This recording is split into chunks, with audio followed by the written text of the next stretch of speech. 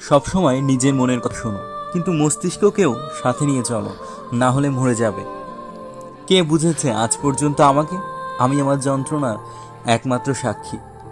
যে অবাক হয় আমার ধৈর্য দেখে, তাকে বলে দিও, যে অশ্রু মাটিতে পড়ে না, সেই অশ্রু হৃদয়কে চিড়ে রাখে। কষ্ট সবার একই, কিন্তু সাহস সবার আলাদা আলাদা। কেউ দুঃখ পেয়েও হাসে, আবার কেউ হেসেও দুঃখ পায়। আমি দুনিয়াতে এমন জিনিস লক্ষ্য করেছি, সাদাসিধে সৎ মানুষগুলোর সম্মান জিরো হয়, আর মিথ্যাবাদী বেঈমানগুলোই সবার হিরো হয়। নীরবতা যদি তোমার অসহায়ত্বের কারণে হয়, তাহলে থাক। ভালোবাসাটা এতটাও জরুরি নয়। কিছু তুমি নিয়ে গেলে, আর কিছু যুগ নিয়ে গেল। এতটা শান্তি আমি আনতাম কোথা থেকে? মানুষও ভালোই করে, ভাই ভাই বলে ব্যবহার করে। জীবনে এতটাও অ্যাডজাস্ট করো না যে আশেপাশের মানুষরা ভুলেই যায় যে তুমিও একজন মানুষ। রাগ খারাপ, কিন্তু প্রয়োজনে রাগ দেখানোটাই জরুরি। না হলে ভুল করা মানুষগুলো বুঝতেই পারবে না যে সে ভুল করছে, আর আপনার সাথে তেমনই ব্যবহার করে যাবে। অসমাপ্ত কাহিনীর শব্দ নীরবতা হয়, কারণ আত্মা আঘাত পেলে যন্ত্রণাও বেশি হয়।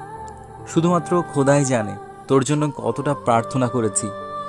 কিছু কিছু সময় চুপ থাকাটা দুর্বলতা বা পরাজয় নয়, কখনো কখনো সময় এবং পরিস্থিতি চুপ থাকতে বাধ্য করে। নিজের ভালোবাসা তার জন্য বাঁচিয়ে রাখো যে তার যোগ্য।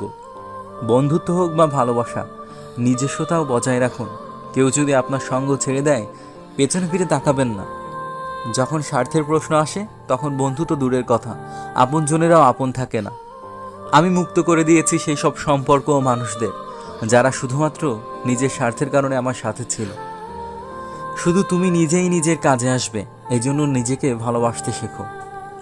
একটা কথা শিখিয়েছে অভিজ্ঞরা আমাদের, যে একটা নতুন যন্ত্রণায় পুরনো যন্ত্রণার ওষুধ। হে খোদা, তুমি আমায় একলা রাখো, কিন্তু ওই সমস্ত মানুষদের সাথে দেখা করিও না যারা আসে আর জীবনটার সাথে খেলে চলে যায়। কথায় আছে, সময় খুব দ্রুত গতিতে বদলে যায়, কিন্তু তুমি তো সময়ের চেয়েও বেশি দ্রুত দেখলাম। রাত গেল তো তারারাও চলে গেল। পরদের কি বলবো যখন আপনজনেরাই চলে যায়।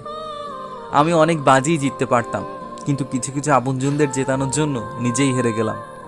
নিজের ঘুম এমন কোনো মানুষের জন্য বরবাদ করো না যে মানুষ তোমাকে নিয়ে ভাবে না। কথাটা তো সত্যি যে আমি তোমার সমান নই, কারণ তোমার কাছে পৌঁছানোর জন্য আমাকে অনেক নিচে নামতে হবে। পুরুষ সবচেয়ে বেশি তার মাকে এই জন্য ভালোবাসে, কারণ এই পৃথিবীতে মা হলো একমাত্র নারী যে তার মনে কখনো কষ্ট দেয় না। কষ্ট পেয়ে থাকা যায়, কিন্তু কাউকে